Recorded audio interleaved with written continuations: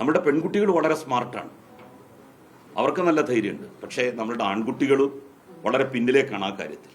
അവരുടെ രക്ഷിതാക്കൾ, അവരുടെ സുഹൃത്തുക്കൾ ഉള്ള ഒരു സദസ്സ്, അല്ലാതെ ഒരു വലിയ വിപുലമായിട്ടുള്ള പൊതുവേദിയൊന്നുമല്ല.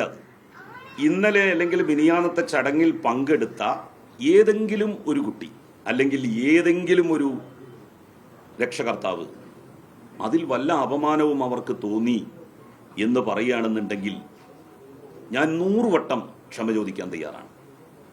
പറയുകയാണെങ്കിൽ അങ്ങനെ ഒന്നും അവർക്ക് തോന്നിയിട്ടില്ല. ആ കുട്ടികൾ തന്നെ അത് വന്ന് പറഞ്ഞു. നമ്മളാരും പറഞ്ഞു കൊടുത്തതല്ലല്ലോ ആ കുട്ടികളോട്. എനിക്ക് ആ കുട്ടികളെ അറിയുക പോലുമില്ല. ആ കുട്ടികൾ പറഞ്ഞു, ഞങ്ങൾക്ക് അങ്ങനെ പരാതിയൊന്നുമില്ല, ഞങ്ങൾക്ക് അങ്ങനെ അപമാനിച്ചതായിട്ട് തോന്നിയിട്ടുമില്ല.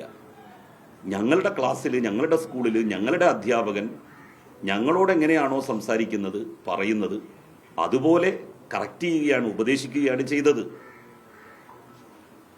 അപ്പോൾ നമ്മളുടെ കുട്ടികളുടെ ഒരു പൊതുപ്രശ്നം എല്ലാം അവർക്കറിയാം. പക്ഷെ അവർക്ക് അതൊരു ഇൻ്റർവ്യൂ ബോർഡിൻ്റെ മുമ്പിലോ 4 ആളുകളുടെ മുന്നിലോ വന്ന് പറയാനുള്ള ധൈര്യമില്ല. ആ ധൈര്യം നമ്മളുടെ മക്കൾക്ക് ഉണ്ടാക്കണം. നമ്മുടെ പെൺകുട്ടികൾ വളരെ സ്മാർട്ടാണ്, അവർക്ക് നല്ല ധൈര്യമുണ്ട്. പക്ഷേ നമ്മളുടെ ആൺകുട്ടികൾ വളരെ പിന്നിലേക്കാണ് ആ കാര്യത്തിൽ.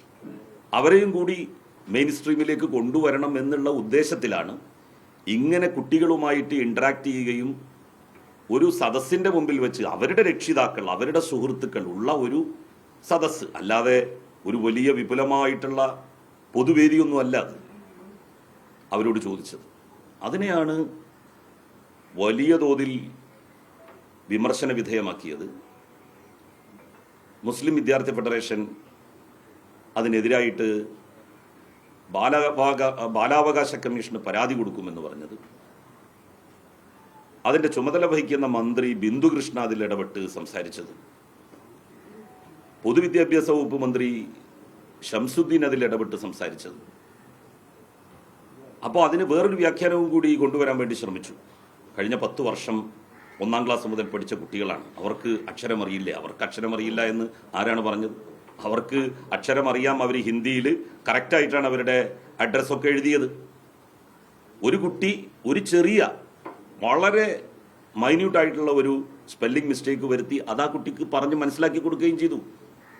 അപ്പോൾ പൊതുവിദ്യാഭ്യാസം വളരെ മോശമാണ് എന്നുള്ള വ്യാഖ്യാനം നൽകി പൊതുവിദ്യാഭ്യാസത്തെ താറടിക്കാനാണ് ചിലർ ശ്രമിച്ചത്.